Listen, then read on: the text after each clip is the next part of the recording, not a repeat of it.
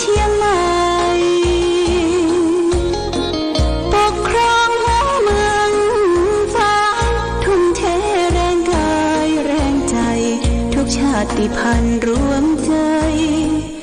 รักษามาที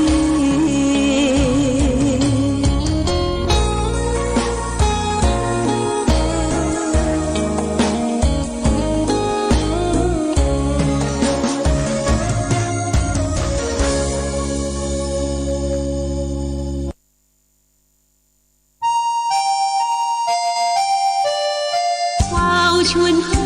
ลงเมืองฟ้ารายการธรรมประทีปส่องต่างก็ได้มาพบปะกับศรัทธาสาธุชนญาติโยมแห่งครั้งหนึ่งในช่วงของการเข้าพรรษาได้มีโอกาสได้มาอู้มาจาทักทาประสัยกับท่านพุทธบริษัททั้งหลายทั่วไปเพื่อจะได้ย้ำเตือนว่าในช่วงเข้าพรรษานี้ศรัทธาเราชาวพุทธทั้งหลายก็จะพึงประพฤติปฏิบัติเข้าใกล้พระพุทธประธรรมประสงค์บ่ได้ละเลยเพิกเฉยต่อหน้าที่ในการประพฤติปฏิบัติไปวัดวาอารามที่อยู่ใกล้บ้านหรือที่เคยไปกินไปตามสืบสานมาจากบรรพบุรุษพ่อแม่ญาติพี่น้องวงวานเราและท่านทั้งหลายเป็นการสืบต่ออายุของพระพุทธศาสนากิจกรรมทุกวันพระวันศีลที่เราจะต้องไปเมื่อเจ้าก็ไปทำบุญตักบาตรตอนบ่ายมีโอกาสได้ไปฟังเทศน์ฟังธรรมบางวัดสถานที่ก็เปลี่ยนแปลงตามกาลเวลาที่มีโรคภัยไข้เจ็บเข้ามาเบียดเบียนก็คือจะทำพิธีกันตั้งแต่8 โมงไปถึง11 โมงนี่เสร็จสิ้นหมดญาติโยมนะเสร็จสิ้นหมดนั้นหมายความว่าจะได้ก็คือใส่บาตรญาติปกรวดฟังเทศน์ฟังธรรมเพื่อบ่ให้ญาติโยมได้กลับมาตอนบ่ายแหมเพราะว่าผู้ที่จะมาฟังธรรมตอนบ่ายในช่วงปัจจุบันนี้ก็บ่ค่อยมีละญาติโยมนะพ่อแม่พี่น้องศรัทธาผู้เฒ่าผู้แก่สุมาเตะบางท่านก็ไปไหนบ่ได้บางท่านก็ล้มหายตายจากไปบางโอกาสเวลาจะคือลูกคือหลานไปส่งฟังเทศน์ฟังธรรมเขาก็มีการมีงานภาระหน้าที่ของภัยของมันเพราะฉะนั้นบางวัดก็จำกัดเวลาเอาภาคเจ้าเสร็จสิ้นหมดญาติโยมส่วนการที่เขาจะไปนอนจองนอนวัดก็อยู่ที่โอกาสและเวลาเช่นเดียวกันที่ไหนมันสะดวกมันสัปปายะมันสงบก็ไปกันได้จะนอนถือศีล8ศีล5คืนเดียว2 คืนก็แล้วแต่โอกาสของพ่อออกไม่ออกศรัทธาอุบาสกอุบาสิกาทุกท่านการที่เราและท่านทั้งหลายได้ประพฤติปฏิบัติในช่วงเข้าพรรษาอย่างนี้ถือว่าเราได้เข้าไปประพฤติปฏิบัติธรรมญาติโยมการประพฤติปฏิบัติธรรมนั่นก็เพื่อแสวงหาบุญกุศลที่จะทำให้เกิดขึ้นมีขึ้นกับตนกับตัวคนเขาจะอยู่สุขหวานใจอยู่สุขกายสุขใจได้ในปัจจุบันนี่มันจะต้องมีบุญมีกุศลเป็นเครื่องค้ำจูนตนค้ำชูตนญาติโยมทีนี้เขาก็มาอู้เรื่องบุญเรื่องกุศลญาติโยมนะบุญเป็นชื่อของความสุขนะญาติโยมนะบุญเป็นชื่อของความสุขวันไหนเขาไปทำบุญเช่นเฮือตานรักษาศีลปั่มเต็งเจริญสมาธิภาวนาวันนั้นมันอิ่มบุญมันเกิดขึ้นจิตใจมันมีความสุขอิ่มเอิบเบิกบานส่วนกุศล กุศลนี่คือตัวความรู้ตัวสติตัวปัญญาที่เราได้ฟังธรรมะก็ตามฟังข้อคิดก็ตามจากครูบาอาจารย์จากพระเจ้าพระสงฆ์เกิดความแตกฉานในความรู้ความเข้าใจนั้นเรียกว่าเราได้กุศลเพราะฉะนั้นทำบุญโดยต้องได้กุศลโดยยกตัวอย่างง่ายๆเช่นว่าญาติโยมวันนี้เราจะไปวัดก็เตรียมสำรับกับเขาจัดแจงแต่งดาเรียบร้อยไปวัดแล้วใส่บาตรญาติปกพอใส่บาตรเรียบร้อยบัดนั้นได้รับพรเตื้อญาติโยมนะเพราะมีภาระหน้าที่ที่จะต้องไปที่อื่นเช่นไปทำงานราชการไปเป็นครูบาอาจารย์ท่องตามตรงเวลาเนี่ยล่ะเรียกว่าไปตาลก่อนไปตาลก่อนบางทีก็ได้รับพรบางทีก็ไม่ได้รับเตื้อฟังไปอันนี้ท่านได้บุญนะได้บุญนะบุญด้วยเจตนาได้ฮือทานดอกไม้ปัจจัยตลอดถึงข้าวน้ำโภชนะอาหารได้ฮือทานแล้วอิ่มใจได้บุญแต่ว่ากุศลตัวความรู้เนี่ยมันยังบ่ได้เตื้อญาติโยมกุศลที่จะได้ก็ต้องได้ฟังธรรมะครูบาอาจารย์มาชี้แจงแถลงไขคือโอวาทธรรมกล่าวสัมโพ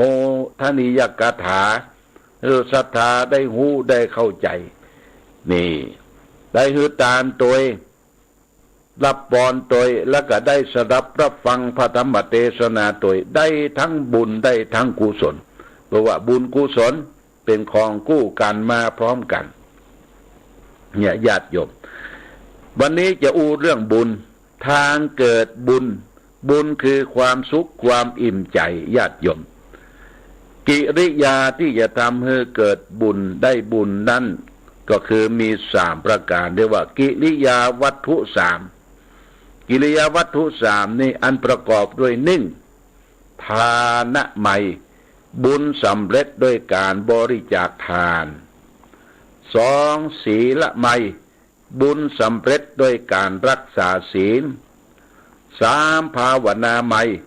บุญสำเร็จด้วยการเจริญสมาธิภาวนาทานศีลภาวนานี่ญาติโยมเป็นบันได3ขั้นเป็นดาบแก้วสลีกันใจ3เทือนที่เขาจะต้องประพฤติปฏิบัติเสาะแสวงหาทานศีลภาวนาเนี่ยเป็นหลักของปฏิบัติของฆราวาสชาวบ้านของเฮาทุกผู้ทุกคนทีนี้เอากลับมาอู้ถึงลักษณะการทานลักษณะการทานเนี่ยทานนี่เปิ้นแบ่งออกเป็น3เลยทานะแปลว่าการให้การให้ทานประการแรกเรียกว่าอามิสทานคือทานด้วยอามิสคือสิ่งของมีดอกไม้ธูปเทียนจตุปัจจัยทายทานต่างๆของที่หันสัมผัสได้ข้าวน้ำโภชนะอาหารผ้าผ่อนต้นจีวรต่างๆที่เขานำพาอย่างญาติโยมนำพาก่อนเข้าพรรษาเนี่ยได้ทานเพียรพรรษาได้ทานผ้าอาบน้ำฝนได้ทานจตุปัจจัยให้หอมเป็นค่าไฟฟ้าของวัดวาอารามของสถานีเผยแพร่ธรรมเนี่ยสิ่งทั้งหลายทั้งปวงนี่เป็นอามิสทานคือทานโดยอามิสคือสิ่งของทีนี้ทานประการที่2คือขึ้นมานจันทร์1ญาติโยมคือธรรมทานให้ธรรมะเป็นทานการให้ธรรมะเป็นทานนะก็หมายความว่าเขาได้มีโอกาสได้ศึกษาได้ล่ำได้เรียนจดจำข้ออัดข้อธรรมนั้นไปอู้ไปจ่าไปสาธยายให้ลูกให้หลานได้ฟังให้คนที่บ่ได้เคยฟังก็ฟังจากเขาการแนะนำให้คนไปในทางที่ดีไปทางสวรรค์นั่นคือการแนะนำให้ธรรมะเป็นทานญาติโยมไปเป็นเจ้าภาพกันเทศน์กันธรรม ในวันพระวันศีลหรือทำบุญสุนทานอุทิศส่วนกุศลแก่วงวานญาติพี่น้องได้ปูชาธรรมธรรมะทางภาคเหนือนี่มีลักษณะอยู่สองประการญาติโยมธรรมที่เทศแบบในคัมภีร์เทศในคัมภีร์อย่างเช่นมาลัยโพธิมหามูลนิปานนาสูตรธรรมที่เป็นโอวาทเป็นคำสอนเทศเป็นธรรมนองอันนี้ว่าเทศคัมภีร์เป็นผู้อันนี้ก็นิยมกันเวลามีศพมีซากกินแขกแต่งงานขึ้นบ้านใหม่เพื่ออุทิศส่วนกุศลเพื่อเป็นสิริมงคลแก่ตนตัวครอบครัวนี่เป็นการทำบุญตาลเป็นเจ้าภาพมีธรรมเป็นผู้เป็นกันนี่ธรรมประเภทที่สองนี่คือธรรมบรรยายญาติโยมนะใครได้เป็นเจ้าภาพธรรมบรรยายอย่างเช่นว่าเขามีงานศพงานสร้างของพ่อของแม่ของญาติพี่น้องย่างนิมนต์ตุเจ้าประสงค์ที่ทรงคุณวุฒิที่มีความรู้ความเข้าใจในอัตถธรรมคำสอนเหล่านั้นมาแสดงธรรมมาเทศธรรมบรรยายธรรมหรือว่าธรรมบรรยายในญาติโยมเนี่ยมีสองประการท่านได้ไปเป็นเจ้าภาพเจ้าศรัทธาปูชาก็ถือว่าเราได้เผยแผ่ธรรมเช่นเดียวกันอย่างมีโยมคนหนึ่งเพิ่นได้ฟังเสียงธรรมะจากหลวงพ่อซึ่งเทศออกอากาศที่เทศออกอากาศที่จริงก็เป็นธรรมะที่อัดไว้เมินแล้วที่ว่าธรรมตัณหาสามเงาเนี่ยญาติโยมทุกวันเสาร์นี่ก็จะเอามาเทศมาเปิดให้ท่านสาธุชนทั้งหลายได้รับทราบรับฟังญาติโยมเพิ่นได้ฟังเข้าอกเข้าใจในหลักธรรมคำสอนนั้นก็เลยโทรศัพท์มาหาหลวงพ่อว่าวันเสาร์นี่ขอเป็นเจ้าภาพทำตัณหาสามเงาเด้อหลวงพ่อที่เทศออกอากาศเนี่ยก็หมายก็ว่าที่เป็นเจ้าภาพนั้นคือเจ้าภาพเผยแผ่ธรรมในช่วง30 นาทีนี่มันก็ต้องใจไฟฟ้าใจกระแสไฟฟ้าออกไปโยมก็คิดตันหันจอบว่าโอ้ขอเป็นเจ้าภาพเบิ่งก็โอนสตางค์บริจาคมาอนุโมทนาสาธุนี่เรียกว่าเฮาเป็นเจ้าภาพพระธรรมเทศนาเป็นการเผยแผ่ธรรมะเช่นเดียวกันญาติโยมท่านสาธุชนทั้งหลายก็เฮาได้ฟังธรรมะจากผู้เจ้าตนนั้นตนนี้องค์นั้นองค์นี้สถานีวิทยุชุมชนคณะสงฆ์อำเภอฝางเฮาเป็นศูนย์กลางของอำเภอฝางอำเภอแม่อายอำเภอชัยประการและป่ายบปอเกาะเครือข่ายไปแห่มหลายอำเภอหลายจังหวัดทีนี้การออกไปนั่นก็เขาก็ได้ฟังสาระธรรมของครูบาอาจารย์ตนนั้นตนนี้ญาติโยมก็โทรศัพท์ไปโอ้ขอบริจาคค่ากันเทศบริจาค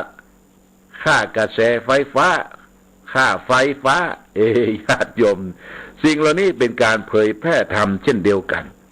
การให้ธรรมะเป็นตาลอันประเสริฐเนี่ยสูงกว่าอมิสตาลด้วยวัตถุสิ่งของนานาต่างๆนี่เป็นการตาลประการที่สองคือธรรมะเป็นตาลประการที่สามญาติโยมก็คืออภัยทานคือการอภัยแก่สรรพสัตว์ทั้งหลายแก่มนุษย์โลกที่อยู่ร่วมกันมีการอภัยเมื่อมีความคิดข้องหมองใจกันเกิดขึ้นมันเรื่องของธรรมดาที่มนุษย์คนเฮาเกิดมามีกิเลสมีตัณหาเข้าข้างตัวเองเข้าข้างพวกพ้องทุกสิ่งทุกอย่างไผมาแตะมาต้องบ่ได้ก็โกรธเกลียดกันโมโหโทโสแล้วก็เก็บงำอาฆาตมาตร้ายไว้องค์สมเด็จพระสัมมาสัมพุทธเจ้าท่านตรัสว่าโลกเฮานี่จะสงบเย็น ก็อยู่ที่การอภัยทานซึ่งกันและกันการอภัยทานนั้นเป็นการสร้างความสุขให้เกิดขึ้นตัวเองครอบครัวสังคมคืออยู่ด้วยความร่มเย็นเป็นสุขญาติโยมจะไปเกลียดจะไปกังจะไปถืออาฆาตมาตร้ายก่อกรรมกระทำเวรด้วยกันคืออภัยซึ่งกันและกันจะมีความสงบเย็นได้โดยเฉพาะอย่างยิ่งครอบครัวที่เป็นผัวเป็นเมียโบราณเปิ้นบอกว่าผัวเมียอยู่ด้วยกันเนี่ยเหมือนกับลิ้นกับฟันเหมือนกับถ้วยกับจานย่อมมีกระทบกระทั่งกันเป็นธรรมดาเมื่อกระทบกระทั่งกันแล้วก็ให้อภัยกันโบราณเปิ้นบอกว่าถ้วยและจาน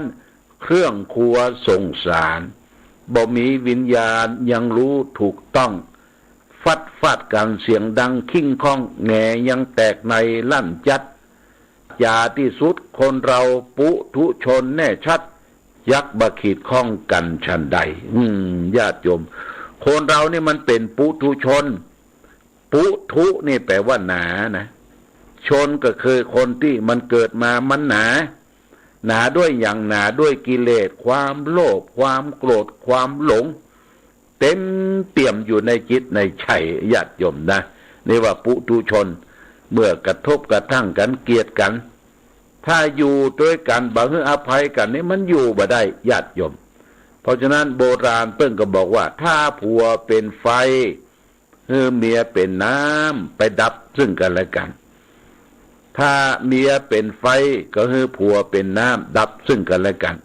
ผัวว่ามาเมียก็ดักเสียเมียว่าไปผัวก็ดับเสียบ่ถืออาฆาตมาตร้ายโกรธเกลียดกันถ้าผัวก็ไฟเมียก็ไฟสองกองญาติโยมโทสะคิไฟคือโทสะเนี่ยมันสุมกุ้มรุมอยู่ในจิตใจผัวก็ไฟเมียก็ไฟบวกไฟเป็นดับเบิลไฟและไฟที่สามก็จะเกิดขึ้นละญาติโยมไฟหยังไฟหูไฟตาลงไม้ลงมือกันบุบหูตีตากันหุยจอกญาติโยมนี่เพราะอย่างเพราะไฟมันไหม้คนเฮานี่มีไฟสามกองเด้อในตนตัวเนี่ยไฟที่หนึ่งเรียกว่าโทสักขิไฟคือโทสะความโกรธความฉุนเฉียวความโมโหเนี่ยเป็นไฟกองที่สองราคะคิไฟคือราคะคือความกำหนัดยินดีความยินดีความอยากได้ต้องการรูปเสียงกลิ่นรสโผฏฐัพพะในกามคุณเนี่ยไฟราคะไฟตัวที่สามโมหะคิไฟคือโมหะคือความหลงในกามคุณรูปเสียงกลิ่นรสโผฏฐัพพะหลงตัวเองหลงนั่นหลงนี้หลงตาคืนได้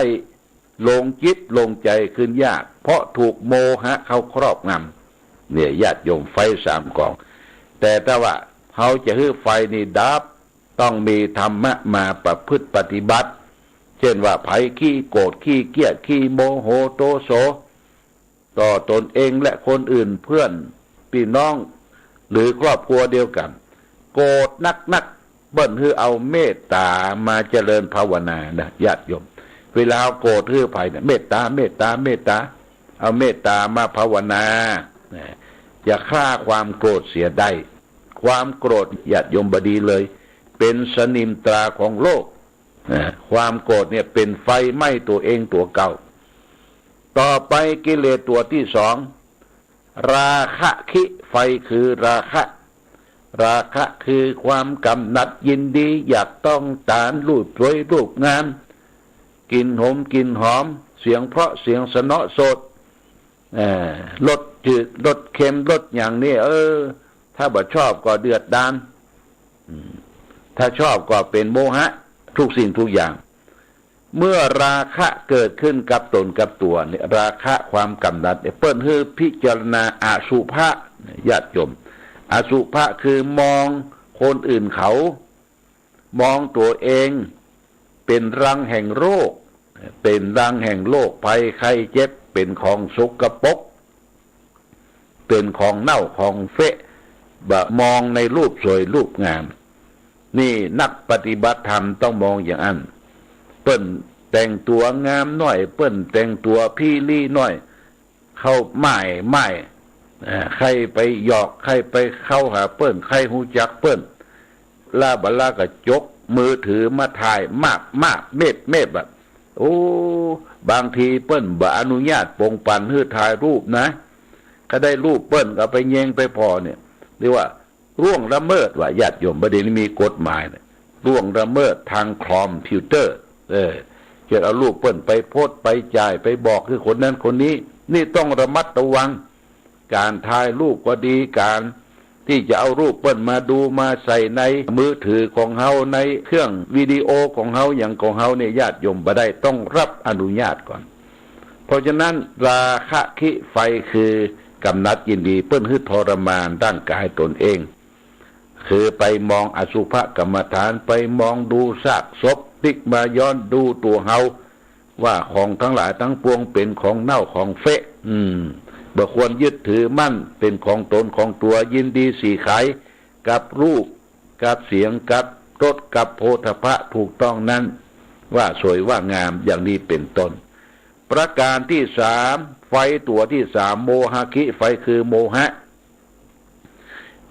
คือความหลงญาติโยมหลงอย่างหลงในกามคุณห้าหลงรูปหลงเสียงหลงรสหลงโผฏฐัพพะหลงตัวหลงตนหลงอำนาจบัดใหญ่ลืมตัวเองตัวเก่าหลงบ่นับถือคนนั่นคนนี้เมื่อหลงอำนาจหลงตัวเก่าแล้ว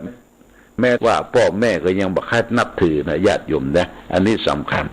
เมื่อมีความหลงให้มันภาวนานี่ก็คือการทำจิตใจของตนเองให้สงบเมื่อสงบแล้วยกขึ้นสู่วิปัสสนาตัวรู้แจ้งเห็นจริงเกิดปัญญาขึ้นนี่เมื่อปัญญาขึ้นเขาก็จะไม่ได้หลงละญาติโยมเขาจะรู้แจ้งเห็นจริงในกองทุกข์ในกิเลสตัณหาที่มันมากระทบทางกายทางวาจาใจของเขานี่คือการที่เขาได้อภัยทานคืออาการภัยทานซึ่งกันและกันก็จะเป็นสิ่งหนึ่งสำหรับที่เขาได้ประพฤติปฏิบัติสิ่งแรกฝากไว้ญาติโยมในการทานเป็นฐานเบื้องต้นของชีวิตที่เราจะประพฤติปฏิบัติทานมีสามคืออามิสทานธรรมทานและอภัยทานจากทานแล้วสิ่งที่เขาจะต้องแสวงคือมีบุญกับตนกับตัวมีศีลญาติโยมศีลแปลว่าปกติกายปกติวาจาคนไหนมีศีลมีธรรมคนนั้นจะมีความสุขโดยเฉพาะอย่างยิ่งศีลห้าบ่าฆ่าสัตว์ตัดชีวิตบ่ลักเล็กขโมยน้อยยิบโฉยของคนอื่นบ่ประพฤติผิดในกาม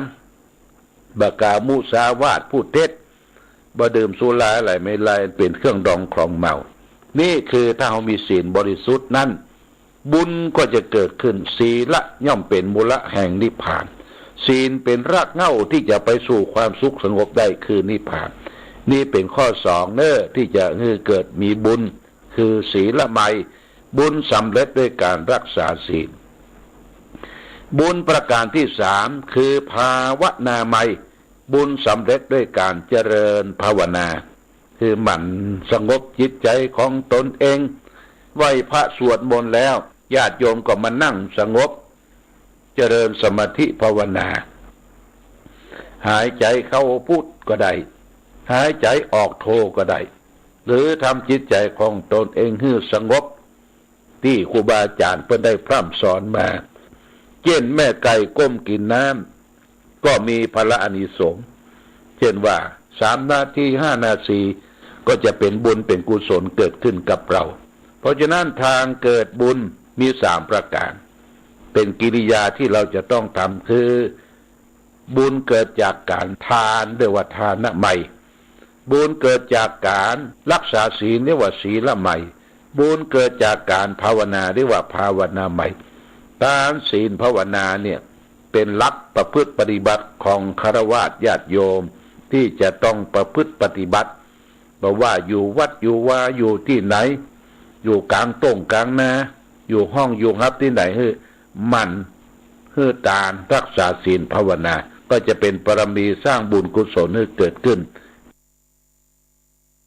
ธงชาติและเพลงชาติไทยเป็นสัญลักษณ์ของความเป็นไทยเราจงร่วมใจยืนตรงเคารพธงชาติด้วยความภาคภูมิใจในเอก